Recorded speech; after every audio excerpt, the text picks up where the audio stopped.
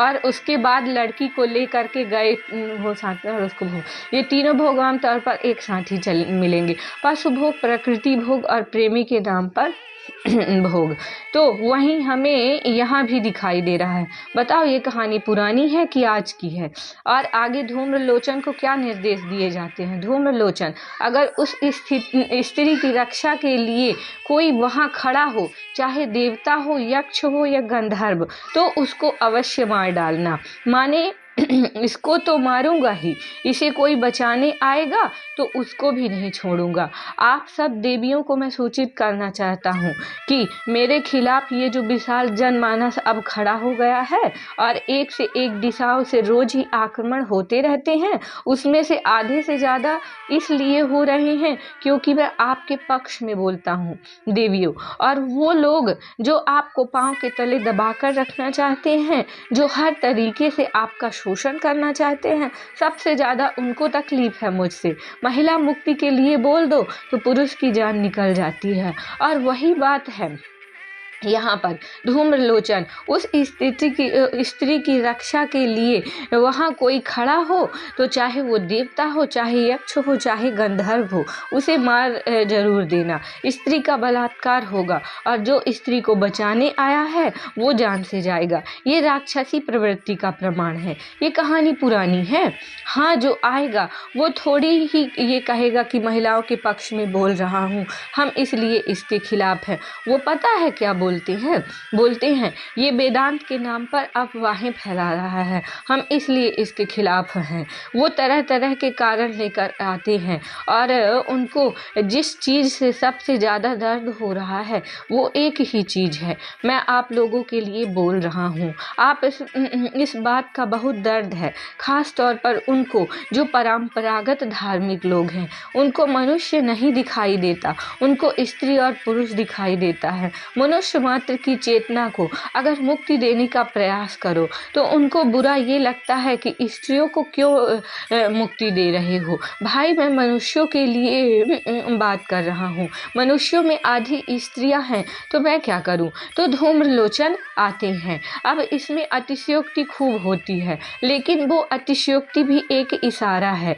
उसको उसी तरह समझना चाहिए। धूम्रलोचन 60,000 असुरों की सेना को लेकर आती हैं और उसने हिमालय पर रहने वाली देवी को ललकार कर कहा, ओ अगर तू अपनी मर्जी से नहीं चलेगी तो मैं बलपूर्वक झोटा पकड़कर घसीटते हुए तुझे ले जाऊंगा। तो ये भाषा देखो, ये तेवर देखो। तो देवी बड़ी विनम्रता पूर्वक बोलती हैं, अरे तुम तो बड़े ही बलवान हो और भेजा भी तुम्हें दैत्यों के राजा ने है, तो इतनी बड़ी सेना लेकर के आए हो, ये 60,000 नमूने। तो एक काम करो, मुझे बलपूर्वक ही ले चलो, मैं कर ही क्या सकती हूँ। अबला स्त्री, मेरे पास तो कुल एक यही है, मेरा शेरू, और तो कोई है भी नहीं यहाँ पर। तुम्हें जो करना है करो। देवी का सिंह तैयार हो रहा है, कह रहा है आओ तो तुम बताता हूँ। देवी के सिंह से क्या आशय है? प्रकृति का बल। उसको एक पशु मत समझ लेना कि देवी का सिंह है तो देवी का वाहन है। वो बता रहा है कि ये जितने पशु हैं और जहाँ कहीं भी प्राणी मात्र है वो प्रकृति के साथ ही है और वो मनुष्य के विरुद्ध काम करना शुरू कर देगा अगर मनुष्य देवी के विरुद्ध हो जाए तो, विरुद्ध जाएगा तो।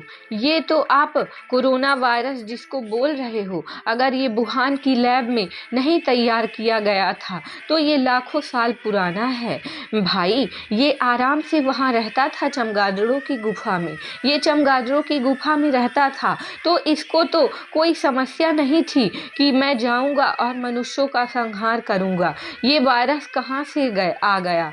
तुम गए थे प्रकृति में दखल अंदाजी करने, इंसान गया था वहाँ चमगादड़ों की गुफा में घुसने, वहाँ चमगादड़ों की गुफा में घुस गए, वहाँ से चमगादड़ ले आए और चमगादड़ खा रहे हो, तो फिर वायरस भी आ गया। नहीं तो ये वायरस बहुत पुराना अपना मौज से जंगल में रहता था लाखों साल से। इतने तो मनुष्य को भी इसने तो मनुष्य को कभी परेशान नहीं किया, और परेशानी तो छोड़ो, कितने लाख लोग मारे गए, करोड़ों में मारे गए लोग कोरोना से।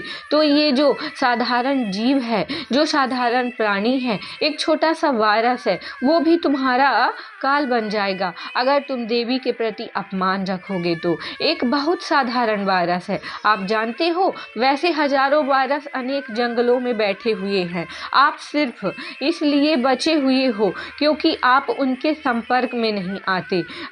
पर जितना आप जंगलों को काटोगे उतना आप जंगलों के भीतर घुसोगे और आप उन वायरसों से संपर्क में आओगे। एक कोरोना नहीं, हजार कोरोना और बहुत ज़्यादा शक्तिशाली वायरस, बैक्टीरिया, फंगस, हर तरीके की चीज़ें, ये सब बैठे हुए हैं जंगलों में। और ये बहुत प्राचीन काल से जंगलों में बैठे हुए हैं, जंगलों में बैठे हैं, ग्लेशियर के नीचे दबे हुए हैं, ऐसी ऐसी जगहों पर हैं जहां मनुष्य कभी पहुंचता नहीं, पर मनुष्य अपने भोग के लिए हर जगह घुसता चला जा रहा है। और जब तुम वहां घुसोगे तो तुम उन जीवाणुओं, उन विषाणुओं के संपर्क में आओगे।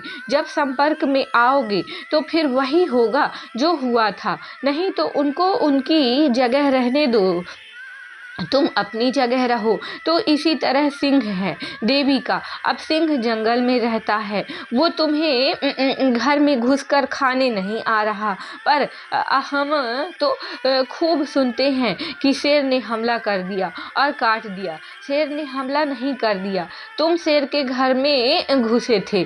शेर तो शहर आकर, हमने नहीं सुना कि शेर शहर आया था और RW का गेट कूद गया और फलाने के घर में दस्तक दी, फिर अंदर घुसा और फिर फ्रिज खोल करके खा रहा था। ऐसा तो हमने नहीं सुना। शेर आपके घर में आता है या आप शेर के घर में घुसने जाते हो? जब भी शेर ने मनुष्यों को मारा है, कौन किसके घर में घुसा था? मनुष्य शेर के घर में घुसा था।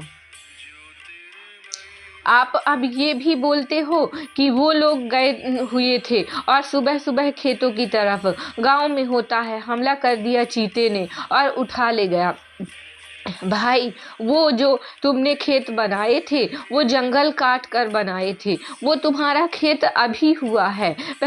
उससे पहले वो शेर का था, चीते का घर था या हाथी का घर था। तुमने उसके घर पर कब्जा कर लिया है, तो वो क्या करे? जंगल जितने कटते जा रहे हैं, आपने देखा है शहरों में बंदर उतने बढ़ते जा रहे हैं और बंदरों की बड़ी दुर्दशा रहती है शहरों में, क्योंकि उनको कोई अभ्यास नहीं है शहर में रहने का। उन्हें नहीं समझ में आता कि बिजली के तार का करना क्या है। उनकी जो पूरी परवरिश हुई है आदिकाल से, वो जंगलों में हुई है। बंदरों को कुछ नहीं पता, सीमेंट जैसी कोई चीज बंदर के विज्ञान में है ही नहीं। बंदर को नहीं पता कि सीमेंट कहाँ से आ गया, बंदर को नहीं पता कि लोहे का क्या मतलब होता है, जंगल में लोहा पाया जाता है क्या। बंदर को ये सब बातें ही समझ में नहीं आती।